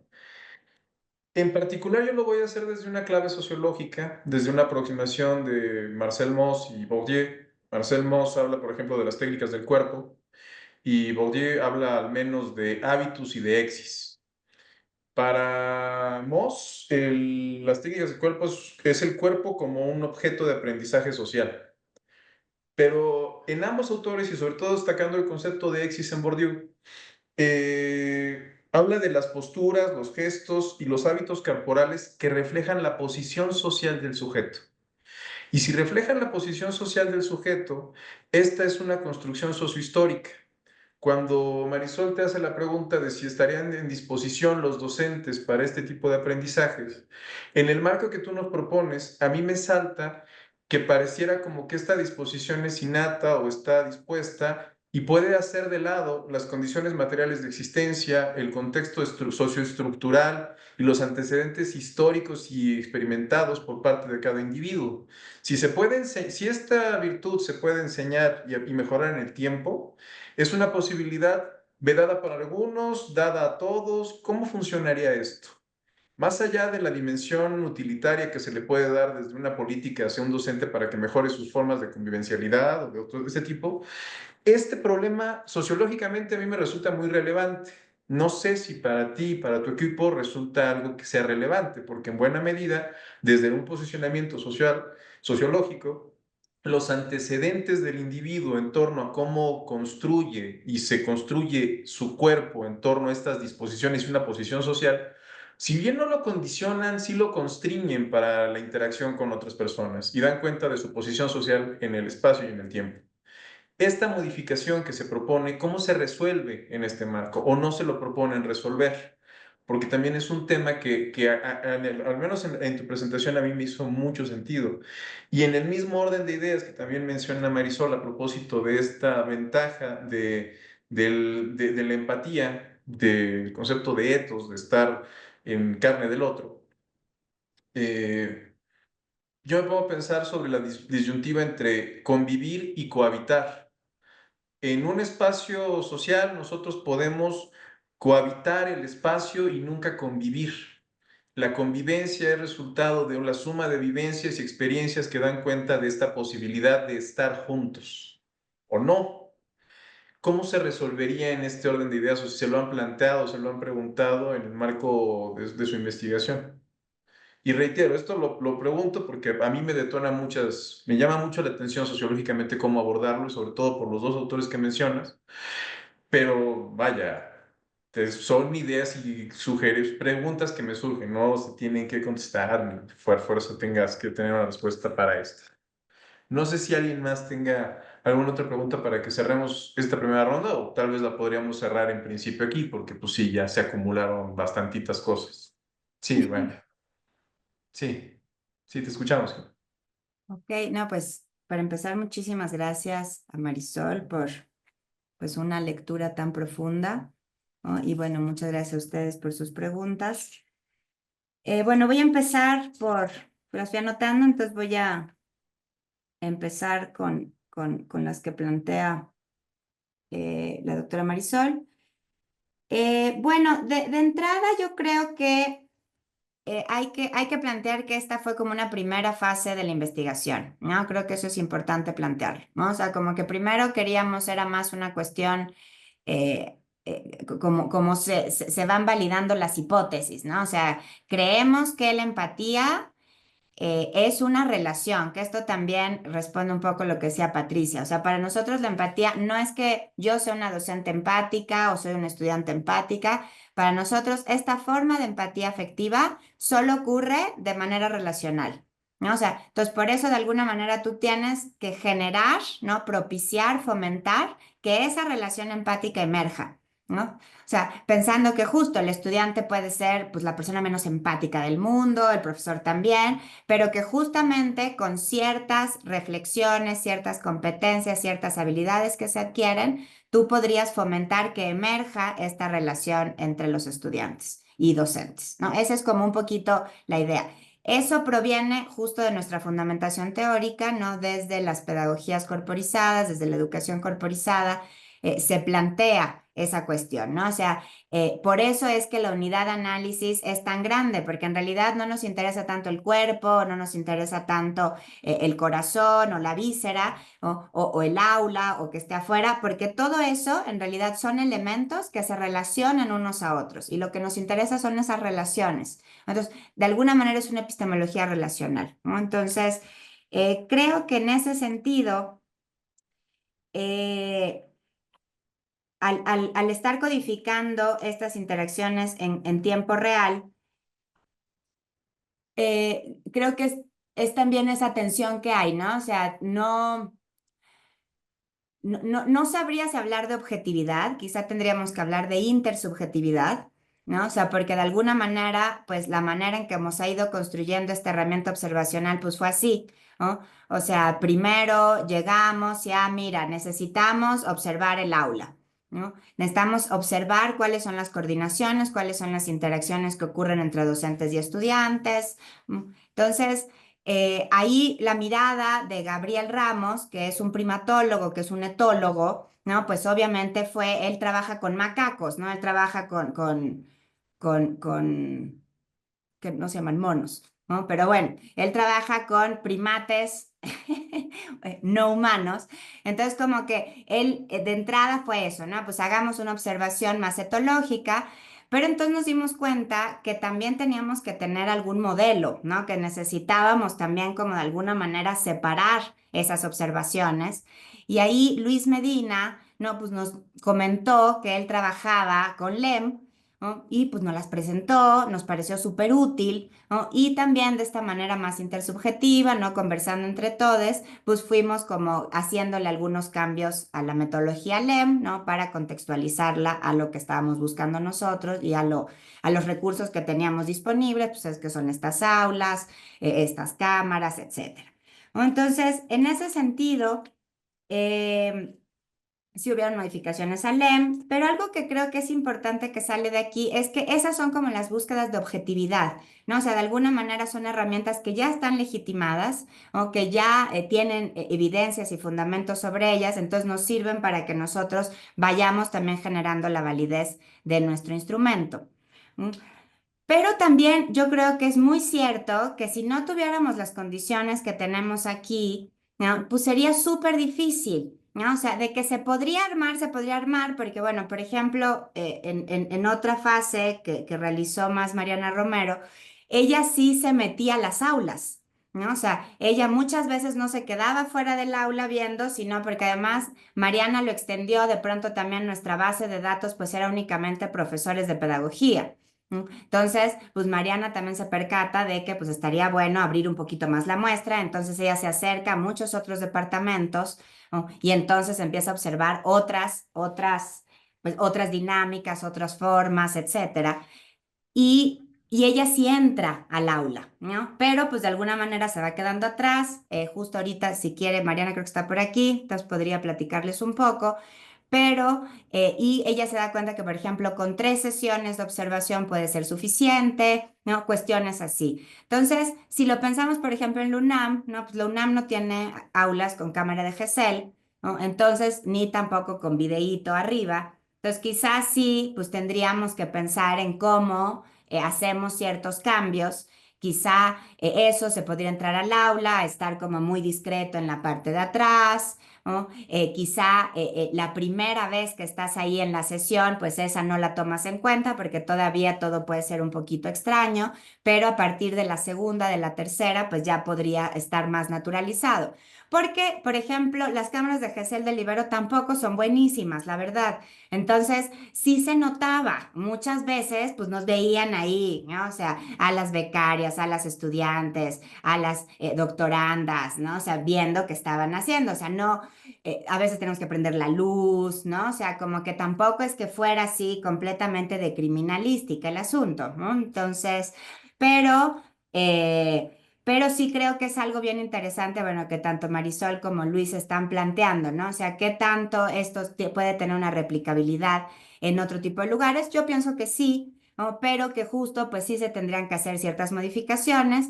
Sí, de alguna manera, sí logramos ciertas cosas. Con estas intervenciones que hicimos, como pequeñas intervenciones, pues sí podemos darnos cuenta más o menos cuántas clases tendríamos que observar, ¿no? O sea, y eso es interesante, o sea, porque son pequeñas cositas, pero que pues nos van generando un campo hacia dónde irnos. Por otro lado, ¿cómo se llama esta otra pregunta? Perdón, hice muchas anotaciones. Características sociodemográficas, bueno, esa cuestión. Yo sí creo que todos tenemos la capacidad de ser empáticos, ¿no? Eso sí es algo que yo creo. Yo creo que innatamente lo tenemos de paquete, ¿no? Justo, creo que es una cuestión que compartimos filogenéticamente con un montón de otros mamíferos y que tiene que ver con preservación, ¿no? O sea, la especie quiere preservarse y la especie sola, pues, no lo logra. Entonces, pues, necesitas la generación de vínculos, ¿no? Entonces, como plantearlo un poco así, yo sí creo que no es una cuestión, eso sí, ni de clase social, ni de ¿no? Ni del barrio en el que vives, creo que todos tenemos esa capacidad, pero que obviamente pues es una capacidad que ha ido mucho en disminución, pues porque además pues podemos agradecerle mucho a la modernidad que nos regaló al individuo, al sujeto autónomo, pero también nos regaló a un sujeto egoísta, a un sujeto muy ensimismado, que está súper acostumbrado a verse el ombligo, ¿no? Entonces, en ese sentido, claro que es algo rupturista. ¿Por qué? Pues porque sí es empezar con otra ontología de alguna manera, ¿no? Es pensar que podemos ser seres diferentes, ¿no? Como dice la Haraway, ¿no? Que podemos ser seres distintos con otro tipo de formas de afectarnos. Creo que en ese sentido se vincula también mucho con esto que preguntaban, ¿no? ¿Qué tanto, cómo enseño y aprendo esta empatía, ¿no? O sea, ¿qué tanto yo, pues a la larga el horizonte es ese, cursos de profesionalización docente, qué sé yo? Yo creo que, claro que es complicado por eso, porque estamos muy desencarnados, ¿no? Nos movemos poco, sentimos poco, ¿no? Nuestras intuiciones de alguna manera encarnadas están súper apagadas, ¿no? Ya nos cuesta mucho, o sea, pensemos que antes los psicólogos, sobre todo que desarrollaban tanto este tipo de herramientas, pues simplemente con que tú entraras al consultorio, pues ya sabían que por tu expresión facial, tu postura, ¿no?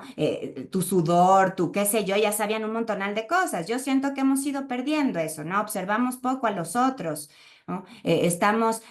Piensen, por ejemplo, eso, ¿cuándo fue la última vez que le dijeron hola a su vecina? ¿No? O sea, que saludaron a alguien en la calle que no conocían, ¿no? O sea, yo siento que sí nos hemos ido ensimismando, entonces por supuesto que creo que puede ser complicado, pero ahí es donde sí podemos también aprovechar la educación socioemocional, ¿no? La educación socioemocional ya llegó, ¿no? Está llena de evidencias, está súper de moda.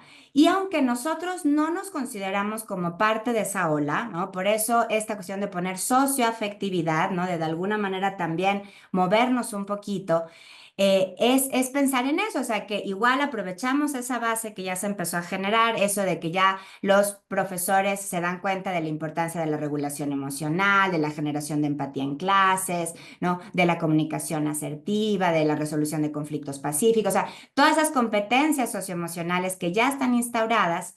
Yo pensaría que nos podemos sostener un poco en esas ganas de aprender ese tipo de competencias socioemocionales y llevarlas más a nuestro molino, ¿no? Donde pues metemos mucho más el cuerpo, la corporidad, la gestualidad, las posturas, hacerte mucho más consciente de ese tipo de posturas, hacerte mucho más consciente de tu tono de voz, hacerte más consciente de cuáles son tus expresiones cuando estás escuchando al otro, ¿no? Generar un aprendizaje experiencial, reflexivo respecto a todas estas características corporizadas. Entonces, yo pensaría que se puede lograr. El año pasado hubo aquí un congreso en la Ibero de inteligencia emocional y a mí me tocó dar un taller y de un taller justo le llamé así, ¿no? Educación socioafectiva corporizada. Y pues hice algunas cositas, ¿no? Yo la verdad, pues soy más teórica, ¿no? No me sé tantas herramientas, pero bueno, he leído de Feldenkrais, he leído de cosas. Y entonces, pues me armé un tallercito donde pues los puse a respirar, pero a respirar de 7 maneras distintas. ¿no? Entre esas maneras de respirar, tú unas puedes activarte un montón, ¿no? Y con otras puedes relajarte, con otras puedes concentrarte, con otras puedes... Y hicimos un montón de esas cosas, hicimos otro ejercicio con los ojos cerrados y fue súper interesante. O sea, como que yo creo que todos los docentes estaban súper dispuestos a jugar, a imaginar, a realizar otro tipo de actividades. Entonces, yo pensaría que sí hay un interés del docente, porque es eso, o sea, también son cuestiones bien intuitivas, pues uno se da cuenta cuando diste una buena clase o no. ¿No? O sea, se percibe, ¿no? ¿Ves? Sientes la atmósfera de pasividad, sientes la atmósfera de asombro, sientes la atmósfera... Entonces, es volvernos un poquito más duchos en eso. Por eso creo que la empatía es una habilidad, o sea, esta empatía relacional, porque creo que sí tiene que ver con generar técnicas de sí, ¿no? Como decía Michel Foucault, ¿no? Entonces, iré un poquito por ahí. Y también esto otra vez se cifra en la fundamentación de la educación corporizada, donde para las ciencias cognitivas corporizadas, el aprender, el percibir son habilidades, se consideran skills, ¿no? Se considera que en realidad tú, para percibir, poner atención es una habilidad. Tú tienes que educar a tu atención, tú tienes que educar a tus procesos perceptuales, tú tienes que educar a tu empatía, ¿no? Tiene un poquito esa misma idea, ¿no? Y bueno, esta cuestión de la disposición, la cuestión de la tecnología y el uso. En realidad, para esta fase del proyecto, de donde sale este artículo, en realidad no necesitaríamos las pulseras, ¿no? O sea, las pulseras son más para esta búsqueda más fisiológica, de encontrar estos procesos de coordinación, de si realmente, porque esto se basa en la idea de que la relación empática socioafectiva de alguna manera implicaría este proceso emergente y coordinado con el otro, ¿no? Esas grafiquitas que les mostré. Entonces, a la larga eso nos podría ayudar para después decir, sí hubo empatía. Realmente ahí donde nosotros con el etograma planteamos que esa expresión facial era de empatía, mira, sí, cierto, ¿no? Tenemos aquí más evidencia neurofisiológica de que realmente esa expresión facial, esa postura, nos ayuda a fomentar la empatía. Entonces, eso nos sería muy útil. ¿Por qué? Porque sí, lamentablemente, o sea, sí nos sirve mucho tener estos consensos intersubjetivos, pero pues un dato duro siempre ayuda a la validez epistémica. Entonces va un poquito en ese sentido. ¿Qué sería todavía más maravilloso? Pues tener más juguetitos, por ejemplo, podríamos tener sensores, podríamos tener acelerometría, ¿no? Justo para ver un poquito cuál es la postura, ¿no? Hacia dónde está mirando, podríamos tener eye trackers, en donde pues vemos hacia dónde va la mirada, si realmente hay momentos de coordinación de mirada. Entonces, o sea, sí podríamos armar mucho más tecnológicamente estas observaciones, también con este propósito más de validación posterior, pero pues vamos poquito a poco, ¿no? Esos aparatitos son caros, pero bueno, ahí vamos. Bueno, ya contesté esto, formación docente empático, cuerpo como aprendizaje, social. Esto que nos decía Luis Mata, yo pensaría que otra vez, por eso el enactivismo es tan importante en este proyecto, porque para el enactivismo no es solamente entender el proceso de aprendizaje, ¿no? Es justamente entender que ese proceso de aprendizaje está situado en un contexto histórico, ¿no? Y que por lo tanto va a estar atravesado por vulnerabilidades, por resistencias, por guerras, por etcétera. Entonces, en ese sentido, sí sería fundamental que ya teniendo más validada esta herramienta observacional, la pudiéramos llevar a otros contextos, ¿no? Podemos hacer otros contrastes justo con estudiantes del UNAM, con estudiantes de la UAM, y quizá irnos me acuerdo cuando Diego Juárez, ¿no? Decía, ¿por qué siempre estamos con las mismas universidades, ¿no? Metámosle universidades que no están tanto en nuestro rango, entonces también por ahí, ¿no? Quizá, no sé, ahora tuve contacto con la Universidad Intercultural del Estado de México, ¿no? O sea, estaría interesantísimo. La Universidad Intercultural además tiene aulas que son circulares, ¿no? O sea, donde el docente está en medio, ¿no? Y todos los demás y los estudiantes están como girando alrededor de él, ¿no? Entonces, ahí sería, por ejemplo, bien interesante investigar eso, ¿no? ¿Por qué? Porque otra vez nos interesa también cómo está el aula distribuida, cómo se generan también espacios de mayor convivencialidad y empatía, etcétera. ¿Y qué más? Y bueno, tú. Ah, bueno, y esto que decías de convivir y cohabitar, yo creo que sí es algo que nos interesa porque justo pues hay muchos estudiantes cohabitando el espacio, ¿no? O sea, el uso de celulares, por ejemplo, pues te habla de pues, estudiantes que están bien poquito conectados con la atmósfera que emerge, ¿no? Hay muchos obstáculos que te plantean eso, ¿no? Pero también pues el cansancio, ¿no? Seguramente pues docentes también que vienen de la Universidad del Valle de México y que pasaron por el TEC y llegan aquí a dar clase, pues también están súper cansados en su modo de estar y pues esas cosas obviamente también influyen en qué tanto vas a llegar ahora voy a hacer la atmósfera afectiva y empática en el aula, ¿no? O sea, es cierto eso también, ¿no? Obviamente son elementos que tenemos que tomar muchísimo más en cuenta, ¿no? Porque en realidad lo que nos interesa a nosotros pues, es esta convivencia empática, ¿no? O sea, que realmente estés ahí en cuerpo presente, poniendo atención, porque te quieres conectar con los otros, ¿no? O sea, es tu voluntad, es tu agencia, esta forma de conexión. Y bueno, creo que ahí más o menos respondí todas las preguntas. Solo falta una reflexión que te quiero pedir. La Dígame. relación entre empatía y aprendizaje significativo o rendimiento Ah, académico. Aprendizaje significativo es mucho más poderoso, pero hablemos de rendimiento académico, que es una manera de medir el aprendizaje, ¿no? ¿Hay sí, estudios? ¿Ustedes te han planteado hacer algo de esto? así empezó un poco el proyecto, ¿no? O sea, como que queríamos justo probar que en ambientes más empáticos teníamos más rendimiento académico. O sea, como que esa fue de las primeras ideas que se nos ocurrieron. Después nos dimos cuenta que primero teníamos que demostrar que había empatía. Entonces, por eso como que nos regresamos ahí. Entonces, creo que eso va a ser una fase quizá posterior.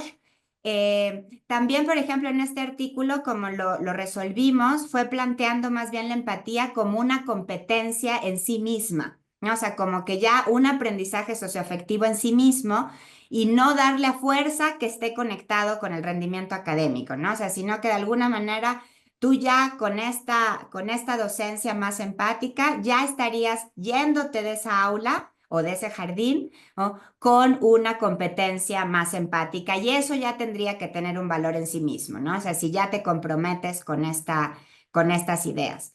Pero la verdad es que sí hay bastante evidencia al respecto, ¿no? O sea, sí, algunas de las, o sea, por ejemplo, hay rangos en las pulseritas que utilizamos, hay como rangos de empatía, ¿no? Y eso viene de investigaciones anteriores que justamente jugaron mucho en esta correlación del rendimiento académico con el aprendizaje de la empatía, ¿no? Entonces, eso otra vez ahí nos ayuda mucho el mundo de la educación socioemocional, que pues ha sido muy trabajado y que pues sí ha arrojado bastantes evidencias sobre las que podemos trabajar un poquito. Sí, podremos iniciar la segunda ronda, ahora ya con María del Pilar Roy.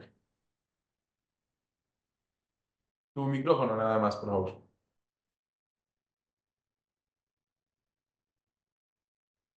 Y puedes abrir Perdón, yo no quiero preguntar, yo quiero responder. Muy bien. Se responden. Bueno, yo formé parte del equipo pues desde el inicio, gracias a Jime que me aceptó. Bueno, yo trabajé con el etograma con Citlali desde toda esta parte de ir hablando, platicando qué era la empatía, qué era lo que queríamos, hacia dónde íbamos, cómo lo íbamos, todo esto, ¿no? Hubo un momento en el que en el caso del etograma, por ejemplo, en una parte en donde creo que Patricia comentó sobre que si era docente, alumno, docente, cuál era primero, ¿no? No nos interesaba tanto ver como la parte causal, sino partiendo de la idea de que era relacional, nosotros decíamos, bueno, ¿qué es empatía, no? De hecho, se hizo un ejercicio con todo el equipo en donde cada quien operacionalizaba empatía en función de las narrativas de los estudiantes, de lo de ay, ¿cómo se llama? Voces que trascienden. Y bueno, en función de eso, nosotros ya lo íbamos pues acotando y preguntándonos, a ver, si esto es, cómo se ve la empatía, por decir, en un docente y en qué momentos, ¿no? Entonces, ¿cómo lo responde? O sea, buscábamos como imaginar cómo era esta relación en el momento, siendo, digamos, durante una clase. Y eso, en ese sentido, pues lo encontrábamos o lo buscábamos, pues eso, relacional, no tanto de qué genera, o sea, quién genera primero o cuál es la causa y el efecto, sino era más bien en función de una respuesta que nosotros desde nuestra experiencia docente podíamos ver o creíamos que podíamos ver, porque también ya habíamos hecho algunas observaciones en donde empezamos a simplemente a describir todo lo que veíamos, ¿no? Entonces, poco a poco se fue sistematizando y pues como dice Jimena, pues se fue tratando de darle pues más objetividad, digamos, en el sentido pues de irlo concretando, de ir siendo cada vez más precisos. Y en ese sentido, pues para nosotros fue ir buscando estas relaciones en función de estas respuestas. Entonces, normalmente, casi siempre había una respuesta de los alumnos. Y aquí lo quiero vincular también un poco con la reflexión que le pide Marisola Jimena, porque hablaba de cómo te puedes dar cuenta y si bien, como dice Jimena, sí llegamos a plantearnos la idea de lo del aprendizaje, el objetivo inicial pues era la empatía, pero sí sí deja ver, sí se deja ver en el proceso que cuando surgían estas relaciones, bueno, había una mayor participación del estudiante para hablar, por ejemplo, en la atención directa al docente. Y aquí también lo vinculo con lo que dice Luis Antonio, ahí había una convivencia, si lo puedo hacer la diferenciación, es una convivencia, porque cuando quizás no notábamos o cuando habíamos, digo, porque ya después de muchas observaciones ya identificas quién a lo mejor genera más momentos de empatía, ¿no? O sea, en dónde se generaban más momentos de empatía. Y pues veías que nada más era una cohabitar, ¿no? Entonces, o sea, sí existía, desde ese enfoque y sin pensar en que lo pudiéramos nosotros realmente pues medir o evaluar, si te percatas de esas distinciones, ¿no? Si ves que un estudiante está más atento en todos sus sentidos, digamos, a lo que se está viviendo en el aula, no solo con el maestro, sino en toda el aula, pues ahí podríamos decir que sí hay un mejor aprendizaje, ¿no? Porque incluso en sus intervenciones de uno o de otro, pues se podían pues como identificar, ¿no? Entonces, bueno, yo ahí lo relaciono un poco. Y también quería comentar respecto de la cuestión de la formación docente, que también es algo que nos hemos planteado cómo hacerlo y hemos, como dice Jimena, hablado sobre más algo experiencial, ¿no? Yo me lo imagino un poco como ir abriendo esa conciencia del cuerpo, ¿no? Como cuando empiezas a hacer ejercicios, te sientes atrofiada y de repente ya te das cuenta que sí sabes hacer, que sí puedes mover otras partes de tu cuerpo, un poco así, ¿no? O sea, a lo mejor es ir tomando esa conciencia y también lo recuerdo porque hace poquito una compañera del doctorado, que es Lupita, que está en León, mandó que iba a haber un evento también sobre educación física. Y yo me he quedado pensando mucho quizás antes no había yo valorado tanto esta parte física, porque yo nunca he sido buena para el deporte, ¿no? Y lo limito pues a eso, a ser buena para el deporte, pero en realidad tiene que ver con cosas mucho más allá, ¿no? Entonces, quizás para la formación docente se pueda trabajar desde estos ámbitos de educación física, educación socioemocional, y pues no, bueno, y quizás sí alguna cuestión más de tipo, instructiva, ¿no? Pero sobre todo como que tendría que ser algo pues muy interdisciplinario en ese sentido.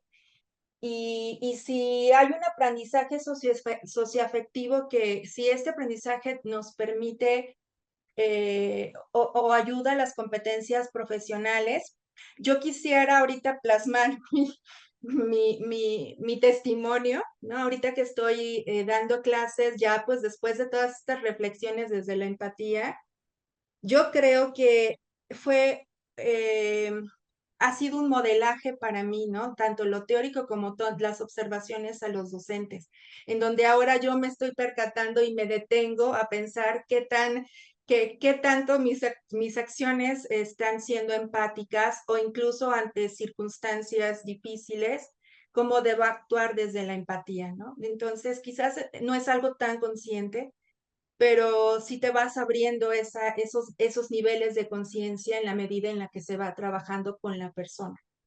Y bueno, era un poco pues lo que yo quería comentar. Muchas gracias, María Pilar. Tiene la mano levantada Mariana Romero. Si puedes abrir tu micrófono y si quieres abrir tu cámara, te escuchamos y te podríamos ver. Muchas gracias. Me limito por lo pronto nada más a abrir el Muy micrófono bien. porque voy manejando, pero una disculpa.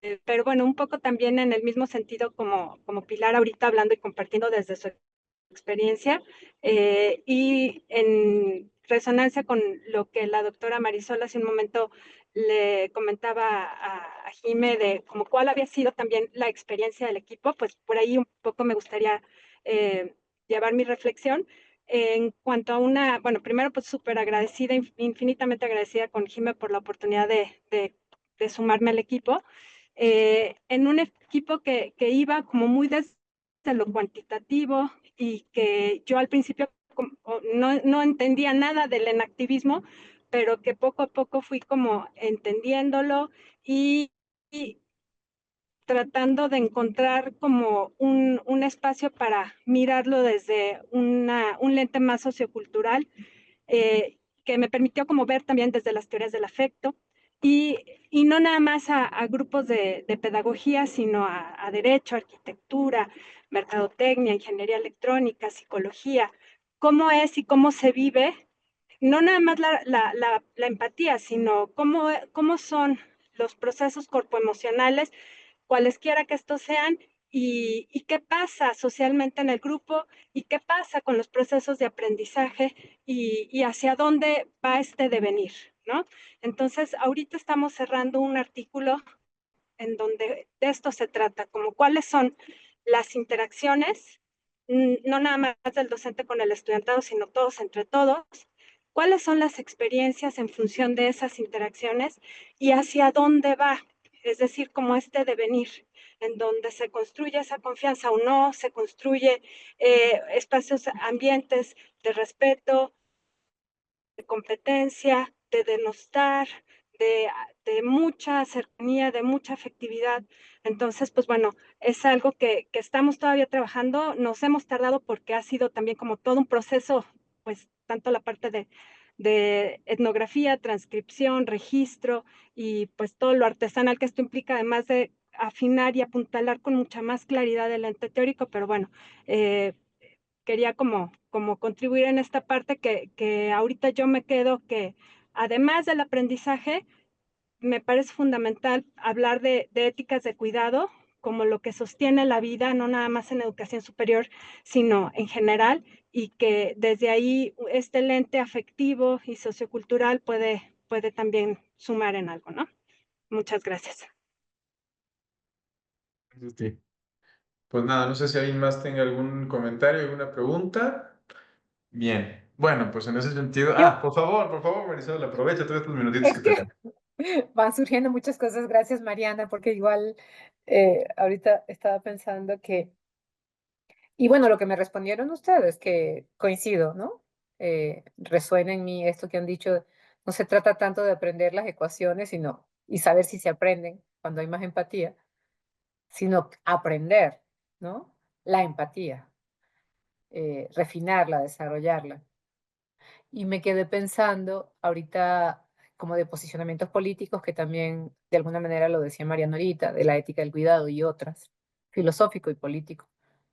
O sea, frente a la competencia exacerbada, la empatía. En un modelo como el nuestro, el modelo humanista jesuita de la Ibero, creo que es un tema que abre como un camino para proponer iniciativas en este sentido, ¿no?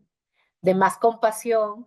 En la universidad queremos tener estudiantes compasivos y me parece que esa compasión dialoga perfecto, está en sintonía con la empatía. Por eso me parece, porque a veces se dice discursivamente en nuestra filosofía, en nuestro ideario, formar personas compasivas, competentes. Pero claro, cuando se habla de lo compasivo, se piensa probablemente desde una visión religiosa y no lo es. Es desde esta religión, desde esta perspectiva humana, de lo que ustedes bien lo decían, de sentir, de resonar, de afectarse con los demás. Y eso frente a la competencia exacerbada que domina en nuestro modelo económico y político. Entonces, me parece un gran trabajo, me parece importantísimo colocarlo en la agenda y dialogar sobre eso, porque evidentemente es una agenda en construcción. Así que el aporte que ustedes hacen me parece clave. Ya dejo aquí para ti. No, de hecho, me parece muy puntual lo que menciona Marisol, en el entendido también de que a fin de cuentas, si se trabaja con pasión, estamos en propiamente patos, en la capacidad de generar una respuesta emocional en el otro, y que eso es una implicación tremenda para entender la dimensión de la relevancia de su propio proyecto. Ay, Jime, tenías la mano levantada, justo antes de que cerramos. Sí, Perdón, la porfa. levanté más bien tarde. Ah, ok. Lo siento, estaba muy contenta de escuchándoles. La verdad es que he aprendido un montón de la presentación, de las colegas. Muchas gracias, Jimena, Pilar, Mariana, por compartir con nosotros sus hallazgos. Yo fui participante en el proyecto, creo, ¿no? Traje mi pulserita, estuve con pues Pilar, ¿no? Le tocaba hacer estas sesiones con nosotros de observación. Y lo único que me quedaba a mí, o sea, sí hablaron de la parte de que nos podemos llevar los docentes de la investigación. Y esto es más bien una recomendación para Jimena. Me gustaría que nos compartieras, ¿no? Los hallazgos y a lo mejor los aprendizajes de nuestra práctica. O sea, si bien entiendo o sea, que la finalidad de la investigación no era, pues sí, no era valorar la práctica docente como tal, ¿no? Pero al final de cuentas creo que obtuvieron mucha información acerca o sea, de cómo estamos trabajando en la Ibero de manera general, no a profes particulares, me refiero. Entonces, estaría, creo que padre que pudieran organizar tu equipo y tú un taller como de regresar los resultados a tus participantes de la investigación, que fuimos pues, muchos docentes, incluso muchos estudiantes. O sea, a mí me tocó trabajar con una generación que le di clase después y me preguntaban, ¿no? Que qué habían pasado con los hallazgos. Creo que sí estaría bien lindo que pudieras, regresarnos, ¿no? A tus participantes la información. Ahí les dejo un compromiso. Pero muchas gracias, aprendí un montón. Pues ahí está la tarea. Como si uno no Bueno, tuviera chamba, va a decir Jimena, ¿no?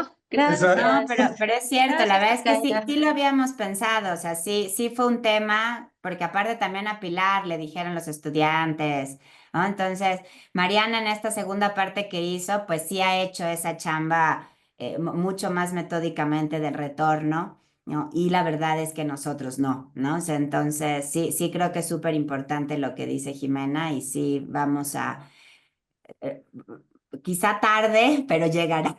Ah, está bien. Sí, creo que va a ser bien recibida. O sea, entendemos que puede ser complicado, ¿no? Regresar, pues por las dinámicas de la academia, ¿no? Que luego te embarcan en otros proyectos también y luego, pues sí, uno entiende, pero sí estaría padre. Sí, no, tienes toda la razón. Hay un gusto Bueno, verte, Marisol. Qué gusto verte, aunque sea remoto. Estaba yo muy contenta de que Igual, te fuera a igual. verte. desde que arrancábamos todos decíamos eso, que te extrañamos, ¿sí es cierto? Sí. Bueno, pues nada, con el gusto siempre de poder compartir con ustedes este espacio, me parece que este fue especialmente afortunado, no porque los otros no lo sean, pero fue muy divertido para todos, me parece.